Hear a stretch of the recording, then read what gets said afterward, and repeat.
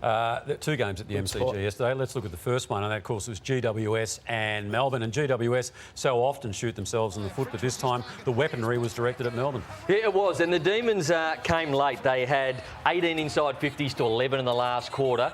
They were very good, the Giants, but they did come. 7 goals they kept them to, the Demons. And then all these misses late. They had opportunities. They kicked around the body. 22 intercepts to Lever and May again. But the issue for the Demons and what people have been talking about is, they can control it. They only had 9 goals kicked against them, but can they kick big enough scores at the moment? That is a few misses. They probably, with the amount of inside 50s they had in this last quarter, probably should have got the job done. This is a great chase down tackle. Yeah. So Leon Camilla would be wondering, why don't we bring that sort of competitiveness every week? They let one go last week when they were 24 points up. I'm not sure, and I'd imagine he'd be tearing his hair out as well, but they were great yesterday against the D's. They are a youngish side. I think they've introduced a lot of young players. So I think the last couple of months, despite a bad loss last week to Hawthorn, it's been pretty good. Simon Goodwin, Brownie, referenced the fact they did only kick the 7 goals in a roundabout way. He still felt they had their chances to win.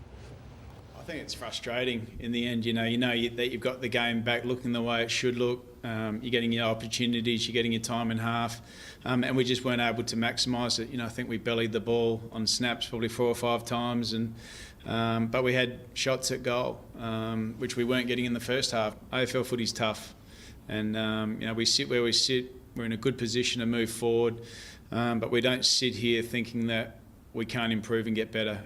So what's the problem? Hello, Lordo. Yeah. There you go. Looking good, Lordo. Just can't get enough of the man, can we? Is it a case? Red. Is it a case? What's wrong, Bill? I think his hair's gone red. No, it's just that you haven't been here for a while, mate. Mahogany it is, actually.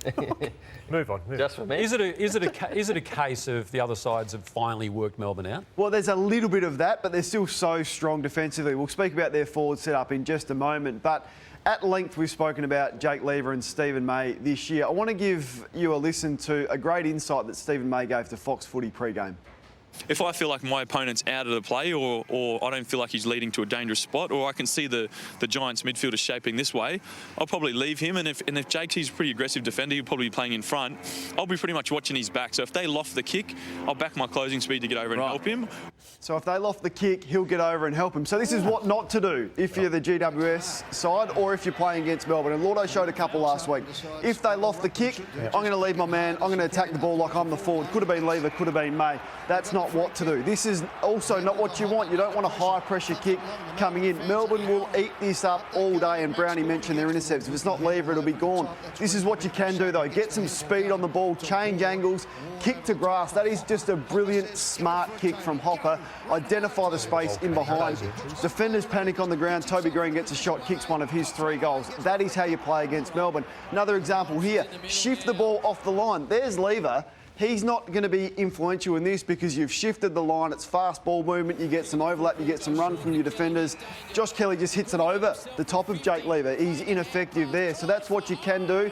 And you can also win a centre bounce. When numbers are even in front of the ball, you can get on top of Melbourne at the centre bounce with Jackson in there, chain out, hit up a lead, and Stephen May can do nothing about this. So I feel like teams are starting to identify what has been one of their good strengths this year. Good vision, Kane. Very good, Kane. He's back. I think Melbourne have had a strong belief that they can win it from anywhere. And you heard Simon Goodwin keep saying, we back in our system and we can turn games around at some stage. But I reckon it's got into a bad habit for them in terms of their starts. 8 of their 15 rounds, they've been down at quarter time and they've had to work their way through. I didn't think it was a great win against Essendon. Obviously, the Lions win I loved, but they had to do a lot of work to get back. And then the GWS Giants yesterday was poor. And down the other end, I've got concerns for them, which I raised last week, not after this week, in terms of even though they beat Essendon, I didn't like their forward setup. And let's take a look at some of their entries yesterday, and they were pretty poor. And I just wonder, I think it's not just about Ben Brown, it's about the way they're going forward. So they're just bombing the ball in. I don't think they have a presence forward. So you think of Tom Hawkins, you think of Charlie Dixon, some of these big guys they're going to have to deal with in finals time. And I looked down there and Tom McDonald was running to the wings. He took 10 marks on the wing and half back. Who'd they have? Fritsch? Rayleigh Fritsch, Alex Neil-Bullen, Spargo, Luke Jackson and Max Gawn, who aren't forwards.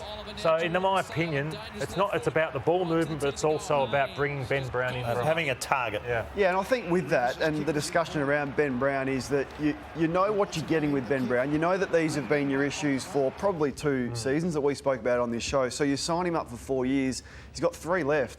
I reckon you just have to play him now, because the problem for Ben coming in, he's going to have to find some continuity, Bill. And as a forward, that's tough Very to do important. with 6 or 7 But it's rounds also in. harder sometimes in the VFL to kick goals and get kicks. And he could come in there, and we know he's a goal kicker. How's it harder?